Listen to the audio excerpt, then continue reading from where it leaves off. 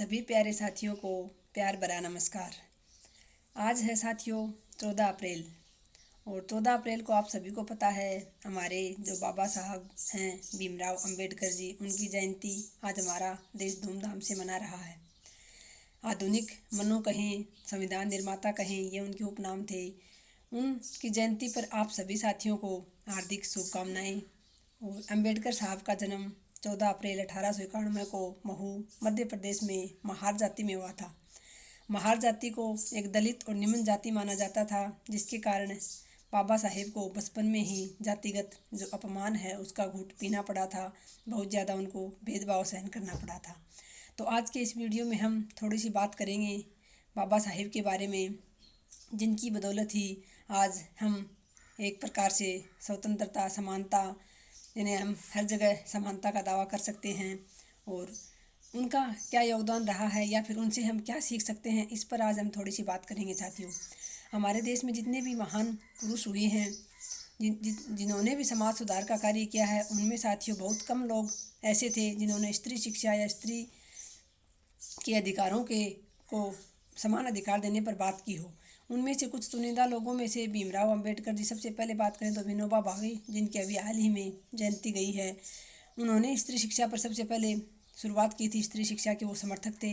इसके बाद जो है बाबा साहेब स्त्री शिक्षा के और स्त्री को समानता का अधिकार दिलाने के प्रबल समर्थक थे।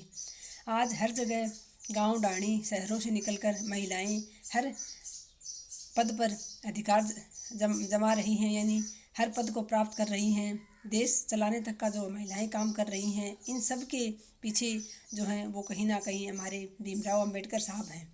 उन्होंने जैसे कि आज महिलाएं पहले सिर्फ चूल्हे चौके तक सीमित थी, जब महिलाओं को बराबरी का दर्जा प्राप्त हुआ, उनकी शिक्षा पर बातचीत होने लगी, उनकी स्त्री शिक्षा का समर्थन किया जाने लगा, तो महिलाएं आज आप देख सकते हो प्रधानमंत्री, राष्ट्रपति, सरपंच, कौन से पद, कोई पद ऐसा नहीं बचा है। चाहे आप आर्मी की बात कर लो, चाहे आप बड़े अधिकारी प्रशासनिक जो बड़े पद हैं इनके पर बात कर लो, अंतरिक्ष तक हर जगह महिला का जो है दबदबा बना हुआ है। आज महिला अपने अधिकारों के प्रति जागरूक है। तो इन सब के प्रति जो बाबा साहिब हैं उन्होंने बहुत ज़्यादा काम किया था। जो हमारे हिंदू धर्म में विवाह को लेकर, तलाक को लेकर, संपत्ति को लेकर जो समान अधिकार दिलाने के लिए हिंदू बिल कोड बाबा साहिब ने ही पेश किया था सबसे पहले, जिसमें संपत्ति के अधिकार में महिलाओं को, संपत्ति में महिलाओं को अधिकार मिला, विवाह तलाक जैसे मामलों पर उनको समानता का अधिकार मिला। तो सबसे पहले अगर हम बात करें साथियों, जितने भी महान व्यक्ति हुए हैं, हर व्यक्ति का जीवन संघर्षों से होकर गुजरा है और तभी आज हम उनको याद करते हैं, हम पूजनीय मानते हैं। लेकिन हमारे साथ क्या होता है, थोड़ी सी समस्याएं आते ही हम डिप्रेशन में चले जाते हैं, घबरा जाते हैं, जबकि ऐसा नहीं करना चाहिए। आप भीमराव अंबेडकर हों, विवेकानंद जी हों, विनोबा भावे, कोई भी हो पहले के व्यक्ति जिनको हम आज भी याद कर रहे हैं, सदियों बाद तक भी याद किया जाएगा। उनके पीछे सिर्फ और सिर्फ उनके संघर्ष का जो है, उनका जो संघर्ष होता है उसकी बदौलत ही उनको याद किया जाता है।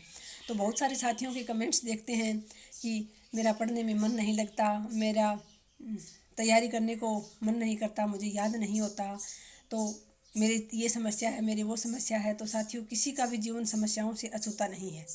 भीमराव अंबेडकर जी को ही देख लीजिए आप, बचपन में ही कितना ज़्यादा उनको अपमान सहना पड़ा था, तभी उन्होंने ठान लिया था कि मैं शिक्षा ज़रूर प्राप्त करूंगा, भले ही मुझे बाहर जो उच्च जाति के लड़के बच्चे पढ़ते थे उनके जूतों के पास बैठकर उनको पढ़ाई करनी पड़ी, लेकिन उन्होंने ठान लिया था कि मैं पढ़ाई करके, शिक्षा प्राप्त करके ही मैं इस व्यवस्था को बदल सकता हूँ। और उन्होंने अपने स्तर पर हर संभव कोशिश भी की उन चीज़ों को बदलने का, कि लोगों के साथ जातिगत भेदभाव ना हो, छुआछूत की भावना लोगों के मन में ना रहे। इस सब के लिए इन्होंने बेहतर प्रयास भी किए और आज उन्हीं की बदौलत बहुत ज़्यादा सुधार भी हुआ है साथियों। हालांकि अभी भी पूरी तरह से हम ये नहीं कह सकते कि जातिगत भेदभाव समाप्त हो गया है, लेकिन फिर भी उन्होंने कोशिश की, शिक्षा को उन्होंने चुना। तो साथियों, आप लोग भी देख सकते हैं कि शिक्षा के बिना आप अपने जीवन में, अपने समाज में, अपने देश में कुछ भी सुधार नहीं कर सकते। तो बाबा साहेब को भले ही कहीं भी बैठकर अपमान के घूंट पीकर उनको शिक्षा प्राप्त करनी पड़ी, लेकिन उन्होंने शिक्षा प्राप्त की।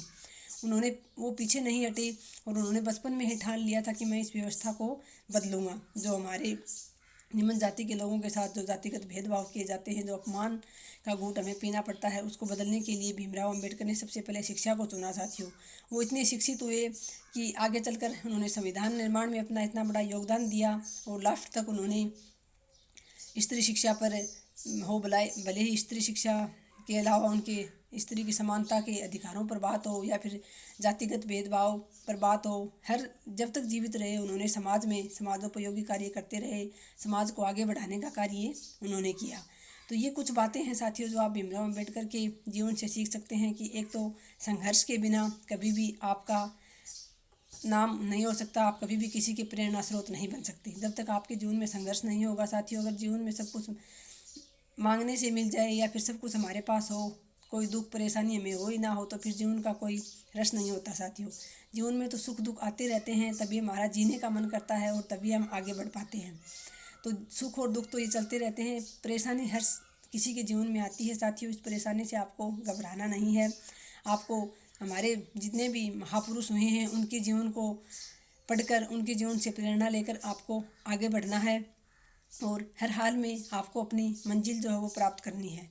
किसी भी सूरत में आपको पीछे नहीं हटना है। आपके जीवन में जो परिस्थितियां विपरीत आती हैं, जो संघर्ष का दौर आता है, वो साथियों आपको मजबूत करने के लिए आता है, ना कि गिराने के लिए, ताकि आप और मजबूत होकर और आप हर परिस्थिति के लिए, हर प्रतिकूल परिस्थिति के लिए आप अपने जीवन में तैयार रहें। उसके लिए आपके जीवन में ये सब आता है। तो आपको इन सब से हार नहीं माननी है और आज बाबा साहेब की जयंती से ही आपको संकल्प लेना है कि मुझे हर हाल में अपनी मंजिल को प्राप्त करना है, बाबा साहेब की तरह संघर्ष करके आगे बढ़ना है। तभी आप लोगों के लिए प्रेरणा स्रोत बन सकोगे, तभी आप अपने लिए, अपने समाज के लिए, अपने देश के लिए कुछ कर पाओगे साथियों।